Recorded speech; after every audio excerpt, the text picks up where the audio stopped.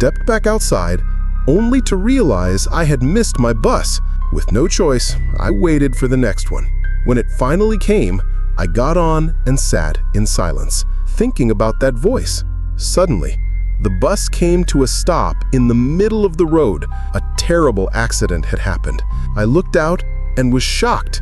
The earlier bus I had missed had crashed into a large truck. No one survived. I began to shake. My heart felt like it had stopped. If I had gotten on that first bus, I wouldn't be here now. That voice I heard, it wasn't a hallucination. It was Grandpa. He saved me.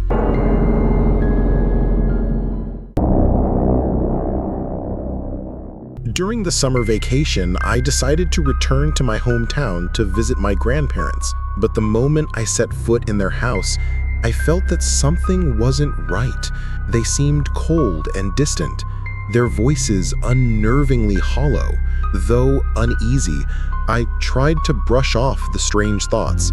That night, while taking a walk around the property, I passed by the old storage shed. A pungent, rotten stench wafted out, making me stop in my tracks. Curious, I moved closer and peered inside, only to be frozen in shock. Lying there were two decomposing corpses. Judging by their state, they must have been dead for at least a week. What terrified me the most was that the bodies were my grandparents.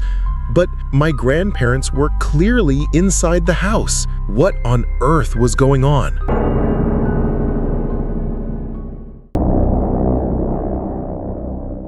Have you ever seen a dog suddenly stare into empty space and start barking like crazy? People say dogs can see ghosts. I had an experience like that when I was about 12. One night I was walking my dog around town. Out of nowhere he stopped, stared at a tree nearby, and started barking furiously. I looked in the same direction, but there was no one there. So what was he barking at? Later that night, I told my mom about it. Her face went pale and she said, "If a dog barks at a spot where there's no one, it might be seeing a ghost." I laughed it off back then. I didn't really believe it. But a few years later, when they dug up that area to build a supermarket, people said they found a skeleton buried right under that very tree. I got chills. And now, I believe my dog really did see something that night.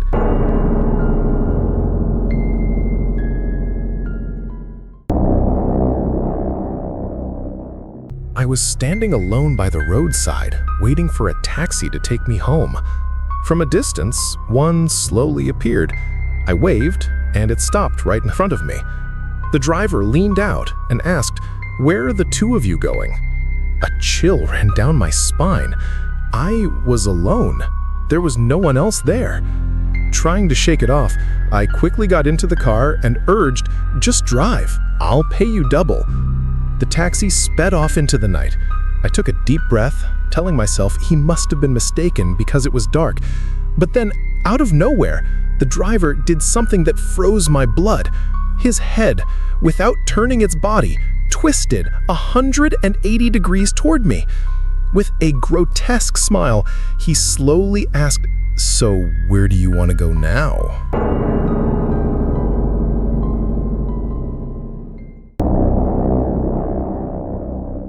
A mother and her son were on their way up the mountain to gather firewood when they saw a man stumbling ahead, looking lost. He rushed over and asked, "Ma'am, can you show me the way down the mountain? I'm lost." The mother kindly pointed and said, "Of course, just follow this trail straight ahead and you'll reach the bottom." The man bowed in thanks and hurried off. The boy, however, watched him with a strange look until he disappeared from sight. As they continued walking, the boy hesitantly asked, "Mom, what happened to that man's wife?" Startled, the mother replied, "What do you mean? He was alone." But the boy insisted, "No, I clearly saw his wife on his back." A chill ran down the mother's spine. Trembling, she asked, "You really saw her?" The boy nodded.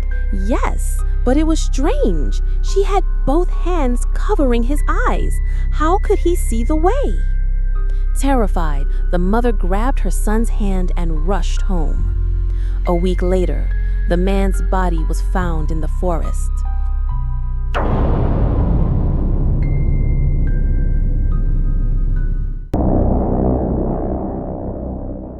Tom and Ben were roommates in the dorm. That day, Ben went to class while Tom stayed in. As night fell, Tom drifted off to sleep without realizing it. Around midnight, he suddenly woke up and, turning to the side, saw Ben already lying on the bed next to his, breathing steadily as if fast asleep. Tom thought to himself, "When did he get back? I didn't hear a sound."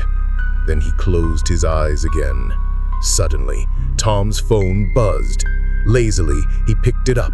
On the other end, Ben's familiar voice said, "I went out tonight, so I'll be back late. I'm in front of the supermarket now. Do you want me to grab you anything?" Half asleep, Tom replied briefly, "No." He hung up and set the phone down, ready to go back to sleep. But in that instant, his eyes snapped wide open, his heart pounding in his chest. He had clearly just seen Ben lying asleep on the bed beside him. So what on earth was going on?